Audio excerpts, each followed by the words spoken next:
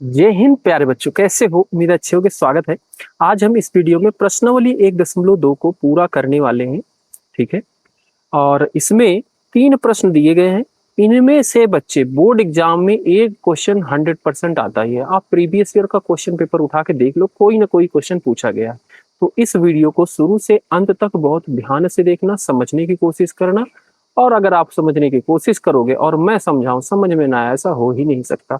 तो चलो भाई, इसमें पहला प्रश्न है, कह रहा है सिद्ध कीजिए कि √5 एक अपरिमेय संख्या है। ठीक है, हमें पता है √5 अपरिमेय संख्या, √5 अपरिमेय संख्या ही होती है, क्योंकि करनी के अंदर कोई भी अभाज्य संख्या होती है या जो पूर्ण वर्ग संख्या ना होती है तो वो अपरिमेय संख्या ही होती है। पर हमें इसको सिद्ध करना है। ठीक है, क्वेश्चन समझ गए? तो देखो भाई, हल हम क्या करेंगे, इसको मान लेंगे। ठीक है, मान लेते हैं,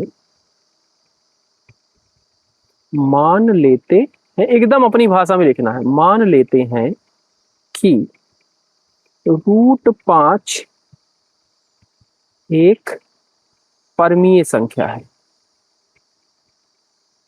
परमीय संख्या है। ठीक है, और आपको पता होगा परमीय संख्या जो होती है वो सहभाज्य होती है। सहभाज्य का मतलब ऊपर और नीचे कोई संख्या वो कटती नहीं। देखो मैं यहाँ पे समझा रही हूँ, जैसे 2/3 ये क्या है, परमीय है। ये संख्या इससे कटेगी ना, ये इससे कटेगी। ठीक है, ऐसी होगी तो इसको बोलते हैं सहभाज्य। मतलब कोई ऐसा नंबर नहीं होगा जो इसको भी काट सके, इसको भी काट सके, इसको बोलते हैं सहभाज्य।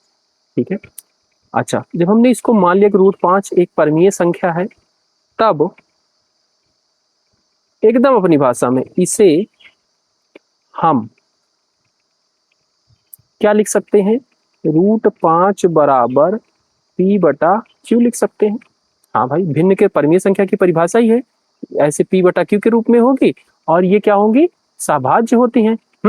अच्छा, लिख सकते हैं, लिख सकते हैं।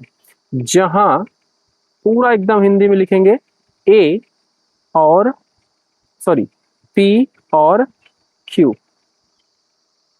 सहभाज्य है। क्या है?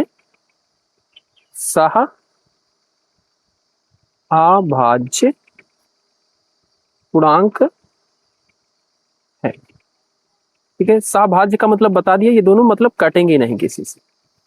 तथा Q जो है 0 के बराबर नहीं है। आपको जब परमीय संख्या पढ़ा होगा तो उसकी परिभाषा बोला जाता है ऐसी संख्या जिसको P/Q के रूप में लिख सके, जहां P और Q पूर्णांक है, पूर्णांक, और Q क्या है, 0 के बराबर नहीं है। यही चीज है, इसी चीज को ऐसे लिख दिए हैं बस। और P और Q सहभाज्य होती है, यही चीज ऐसे पढ़ते थे, इसी इतने को हम ऐसे बड़ा सा लिख दिए। ठीक है, हमें प्रूव करना है, दिखाना है बढ़िया से एग्जामिनर को कि हाँ भाई हमको आता है मस्त तरीके से। ठीक है, अब इसका क्या करेंगे, दोनों पक्षों का वर्ग कर देंगे। ठीक है, दोनों पक्षों का वर्ग करने पर, जब देखो हम इसका वर्ग करेंगे तो √5 का वर्ग क्या हो जाता है, 5 हो जाता है। हमेशा याद रखना, √5 का वर्ग करेंगे, इसका क्या मतलब हुआ, √5 गुना √5। और जब रूट में संख्या सेम सेम हो तो रूट खत्म हो जाता है, यानी कि 5 आ जाए। तो यहां से वर्ग करने पे ये क्या बन जाएगा, 5। P का वर्ग करोगे तो ये हो जाएगा P का स्क्वायर, और Q का करोगे Q का स्क्वायर। ऊपर नीचे पूरे करेंगे तो इसका भी वर्ग हो जाएगा। अब इसी को देखो, यहां से मैं लिख सकता हूं ये P बराबर, अगर मैं Q को इधर भेजू तो इधर आके मल्टीप्लाई में हो जाएगा, यानी कि P² बराबर 5Q² होगा। बिल्कुल होगा। अब ध्यान से देखना, जब ऐसे कोई चीज लिखा हो, जैसे देखो 6 बराबर लिखा गया है 2 गुना 3, तो इसका क्या मतलब हुआ, जो 6 है वो 2 से भी भाग चली जाएगी और Q से 3 से भी भाग चली जाएगी। ठीक है, यही मतलब हुआ। तो यहाँ पे लिखा गया है P² बराबर 5 गुना Q, मतलब P जो है 5 से भाग चली जाएगी। ठीक है, और इसी चैप्टर में एक थ्योरम है, जब कोई चीज स्क्वायर में हो ना, जैसे ये P का क्या है, स्क्वायर है, तो ये 5 से जाएगी तो P भी 5 से जाएगी। जाहिर सी बात है भाई, P का मतलब अगर स्क्वायर ही होगा तो ये 5 का ही स्क्वायर होगा। हाँ, या जैसे भी होगा, तो इसको याद रखना अगर कोई चीज स्क्वायर है 5 से विभाजित हो रहा है तो पी भी 5 से विभाजित हो। ठीक, तो अर्थात यहीं पे लिख दे रहे हैं साइड में, अर्थात 5 पी स्क्वायर को विभाजित करता है। ठीक है, विभाजित करता है, इसलिए इसलिए 5 पी को भी विभाजित करेगा। ठीक है, मतलब जो पी होगा वो 5 का मल्टीपल होगा, गुणा में होगा, 5 के पहाड़े में आवेगा, ये कहने का मतलब है। ठीक है, तो हम मान लेते हैं कि जो P है वो क्या है, 5 का गुना K एक अचर पद है कोई। ठीक है, K कुछ एक है अचर पद, कोई वेरिएबल है। ठीक है, तो ये P क्या है, 5 का मल्टीपल है, मतलब जो P है 5 से भी विभाजित है, ये मान लिया। ठीक है, मान लेते हैं, यहां तक नोट किए भाई, थोड़ा सा ऊपर कर लेते हैं। ओके, अब देखो भाई, जब हमने इसको ये मान लिया, अब इसका मान जो है इसमें रखेंगे। ठीक है, अब मान को समीकरण में रखने पर, ठीक है, मान को समीकरण में रखेंगे। इसको ऐसे चाहो तो बोल दो यहाँ पे, इसको पहला समीकरण मान लो। ठीक है, समीकरण 1 में रखने पर, ऐसे तो ये और स्पष्ट हो जाएगा किसकी बात कर रहे हैं, कौन सी समीकरण, इसकी किसकी, इसकी। यहाँ पे 1 लिखा गया तो 1 में रखने पर, और जब 1 में रखोगे तो क्या हो जाएगा भाई, जहां पे P है वहां पे 5 के हो जाएगा, और इसका स्क्वायर है तो यहाँ पे भी स्क्वायर हो जाएगा, और यहाँ पे 5 क्यू स्क्वायर, इसका स्क्वायर करोगे 25 के स्क्वायर हो जाएगा। 25 के स्क्वायर, 5 इधर भेजोगे डिवाइड हो जाएगा, और इधर क्यू का स्क्वायर हो जाएगा। ठीक है, 5 से इसको काटोगे 5 बार में कटेगा, यानी कि क्यू स्क्वायर बराबर 5 के स्क्वायर। हाँ बिल्कुल, अब देखो यहां से जो क्यू है, क्यू भी क्या है, 5 से विभाजित है, तो क्यू स्क्वायर भी 5 से विभाजित है, इसका मतलब हुआ यही कि क्यू स्क्वायर बराबर 5 इंटू के स्क्वायर, मतलब 5 से ये विभाजित है, और जब ये 5 से विभाजित है तो क्यू भी 5 से विभाजित होगी। तो यहीं पे लिखेंगे अर्थात 5 क्यू स्क्वायर को भी विभाजित करता है, इसलिए 5 क्यू को भी विभाजित करेगा। ठीक है, इसको सेकंड मान लो। ठीक है, तो यहां से हमारा सिद्ध हो गया है, ध्यान से देखना, इस वाले समीकरण से सिद्ध हुआ कि जो P है वो 5 से विभाजित है, इस वाले से सिद्ध हुआ कि जो Q है वो भी 5 से विभाजित है, और हमने इसको क्या माना था, सहभाज्य माना था, P और Q को सहभाज्य माना था, मतलब ये किसी से नहीं कटेंगे, और हमने सिद्ध क्या कर दिया कि ये भी 5 से कट रहा है, ये भी 5 से कट रहा है, यानी कि सहभाज्य नहीं है। हाँ, यानी कि जो हमने मानी चीजें, इसको परिमेय संख्या मानी थी, ये परिमेय संख्या है ही नहीं है, अपरिमेय संख्या नहीं है, तो ये कैसी संख्या है, अपरिमेय संख्या है। ऐसा इसका कंसेप्ट लाया गया है, समझ रहे हो ना। तो अब इसके बाद लिखेंगे अगले पन्ने पे, यहां तक नोट कर लेना। इसके बाद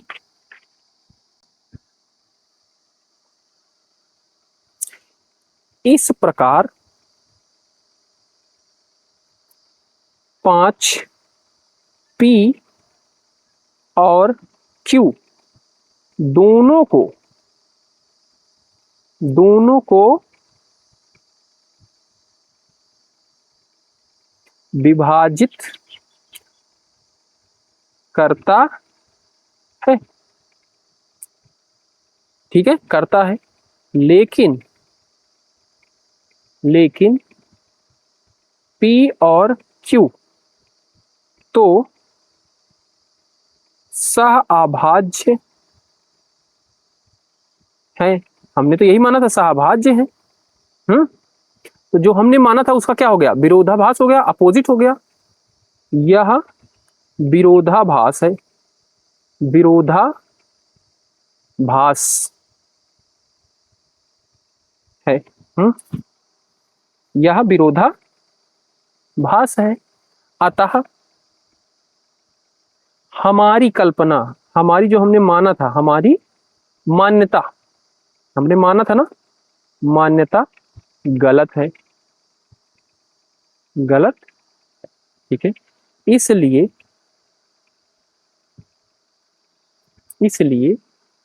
√5 एक अपरिमेय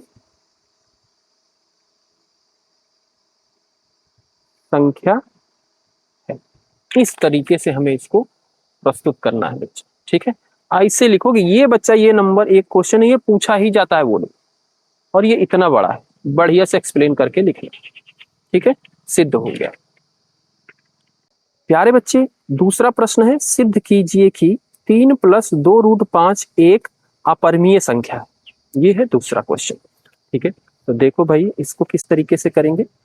दूसरा हल, इसमें भी क्या कर लेंगे, मान लेते हैं, मान लेते हैं, मान लेते हैं कि 3 + 2√5 हाँ एक परमीय संख्या है।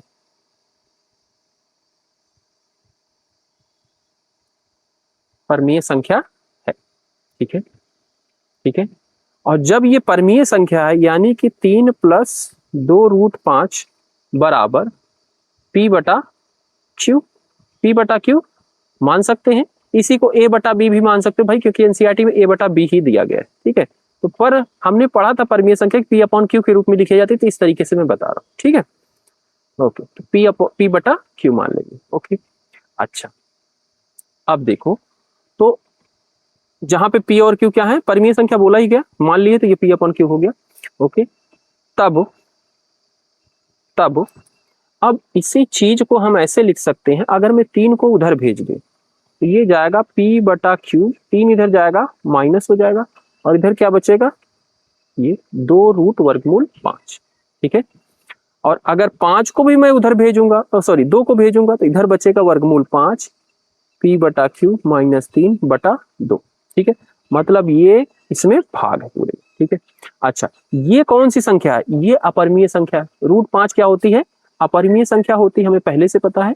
याद रखना, कोई भी वर्गमूल के अंदर पूर्ण वर्ग संख्या ना हो, पूर्ण वर्ग का मतलब ये किसी का स्क्वायर करके आती है क्या, नहीं, अगर ना हो, पूर्ण वर्ग संख्या ना हो, तो वो अपरिमेय संख्या होती है, या फिर अभाज्य संख्या हो, ऐसे याद रखो। ठीक, पूर्ण वर्ग संख्या ना हो या अभाज्य हो, ये अभाज्य संख्या है, तो ये क्या है, अपरिमेय संख्या है। और याद रखना, इसको तो हमने परमीय माना है, और ये 3 भी क्या है, परमीय है। तो जब परमीय में से परमीय घटाया जाता है, तो जो पूरे का हल आता है वो भी परमीय आता है, यानी कि ऊपर भी पूरा परमीय हो गया, और फिर परमीय 2 भी क्या है, परमीय है, तो परमीय को परमीय से भाग देंगे, वो भी परमीय होगा। तो याद रखना, जब किसी परमीय संख्या का चाहे जोड़ किया जाए, घटाव किया जाए, गुना किया जाए, भाग किया जाए किसी दूसरी परमीय संख्या से, तो जो हल आता है वो परमीय ही होता है। इसको याद रखना। तो भाई ये भी परमीय थी, ये भी परमीय थी, इसका घटाव हुआ, जो हल आया वो भी परमीय, परमीय को फिर 2 से भाग करोगे तो वो भी परमीय ही होगा, क्योंकि 2 भी परमीय संख्या ही है। ठीक है भाई, तो कहने का मतलब इधर जो पूरा है राइट हैंड साइड में, दाहिनी तरफ, ये पूरा परमीय है, और इधर क्या है, अपरमीय है। ठीक है, हाँ, तो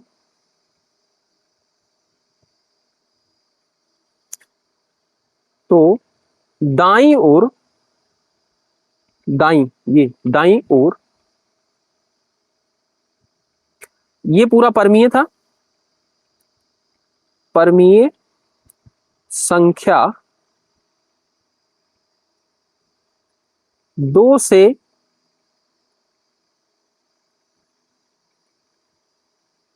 विभाजित है, इसलिए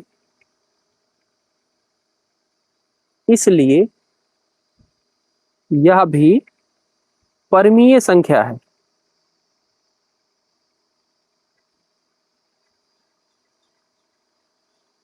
परमीय संख्या है। और बाईं तरफ, बाईं ओर वर्गमूल 5 एक अपरमीय संख्या है। हाँ, अपरमीय संख्या है। तो क्या कभी अपरमीय संख्या परमीय संख्या के बराबर हो सकती है? दायां और बायां नहीं हो सकता। तो यह विरोधाभास है, विरोधाभास है। ठीक है, यह विरोधाभास है। इसलिए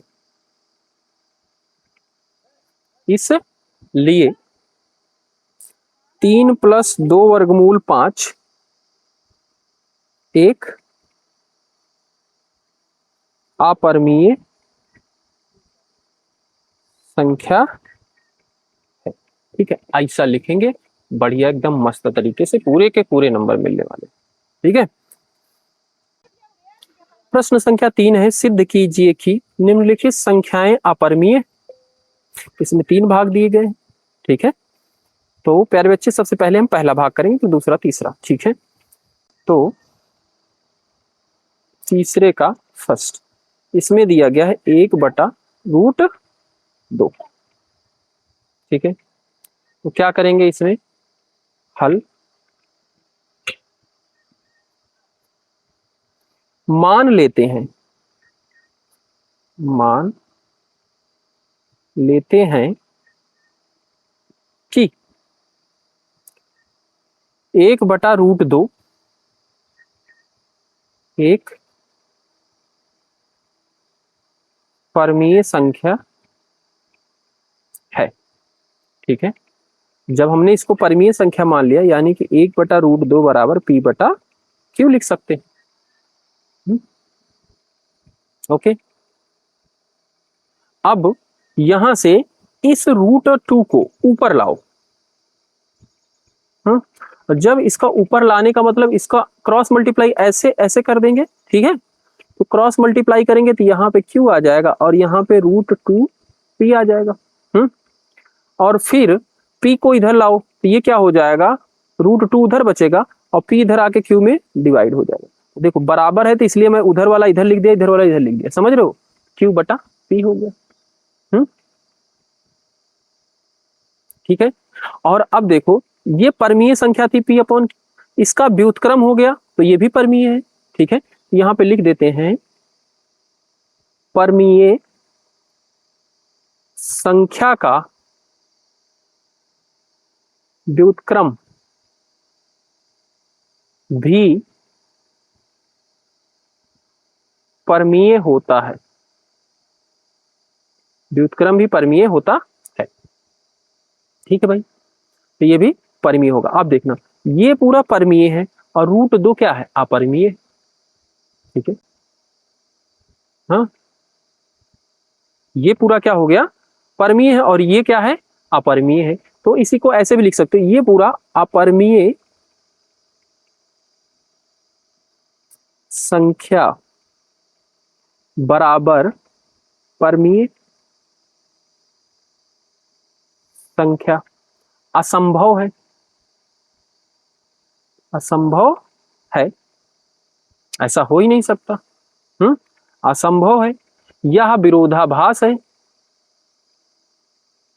यह विरोधाभास है। अतः या फिर इसलिए, अतः 1/√2 एक अपरमीय संख्या है। ठीक, ऐसा लिखेंगे भी, बस कंप्लीट हो गया। या ऐसे भी लिख सकते हो, या फिर अभी जो दूसरा क्वेश्चन कराया वो भी इसी टाइप से आया था, उस तरीके से कर सकते हो, जैसे आपको जो समझ में आए। जैसे कुल मिला के कंडीशन यही हो रही है कि ये और ये बराबर नहीं हो रहे, एक परमीय आ जा रहा है, एक परमीय। तो बस उसी को लेके फिर हम कह देंगे विरोधाभास है, इसलिए हमारी अपरिमेय संख्या होगी। ठीक है, या हमारी मान्यता गलत है, जो हमने माना था वो गलत है, या फिर इसकी वजह से अपरिमेय। समझ रहे हो बात को? ऐसे करना। इसी का सेकंड है, उसमें दे दिया गया है 7 वर्गमूल 5। ठीक है भाई, तो इसमें भी क्या करेंगे, मान लेंगे। मान लेते हैं, हल मान लेते हैं, मान लेते हैं कि 7√5 एक परमीय संख्या है।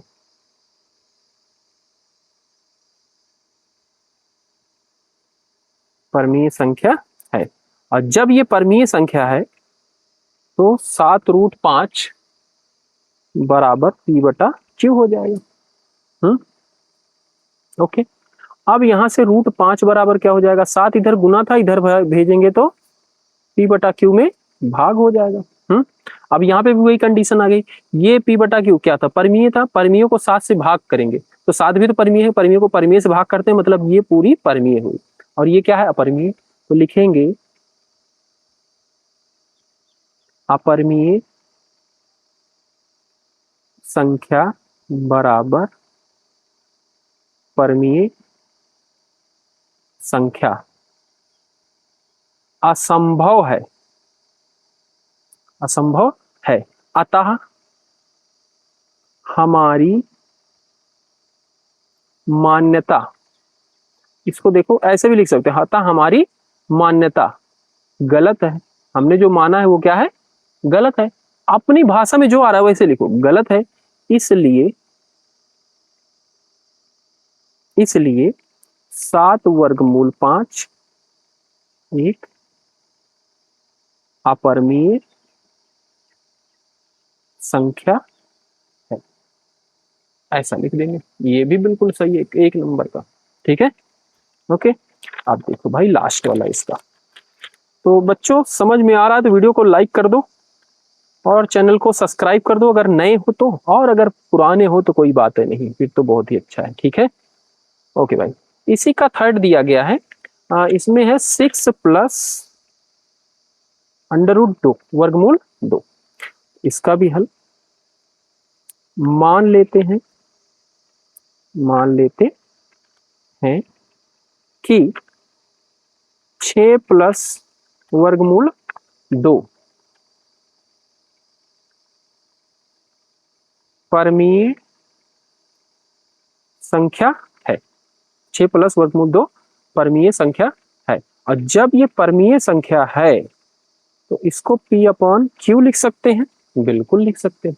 ठीक है, यहाँ पे वर्गमूल 2 बराबर p/q, इधर 6 क्या है, प्लस है, इधर जाएगा तो माइनस लिख देंगे। अब फिर वही कंडीशन आ गई, ये परमीय संख्या है, 6 भी परमीय संख्या है, तो परमीय में से परमीय घटाओगे तो ये पूरा क्या हो जाएगा, परमीय ही होगा। और इधर क्या है, अपरिमेय है, तो लिखेंगे अपरिमेय संख्या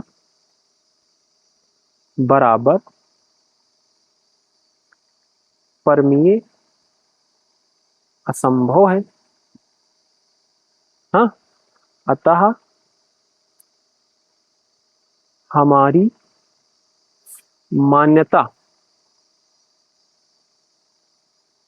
गलत है, इसलिए 6 + वर्गमूल 2 एक अपरिमेय संख्या है। ठीक है, इस तरीके से करेंगे और हमारी ये जो प्रश्नावली 1.2 कंप्लीट होती। बच्चे अगर कोई दिक्कत है तो आप कमेंट करके जरूर बताएं, हम कोशिश करेंगे आपके कमेंट को पढ़ें, उसका जवाब दें, जो भी हो उसका सॉल्यूशन निकाल सके। बाय बाय प्यारे बच्चों।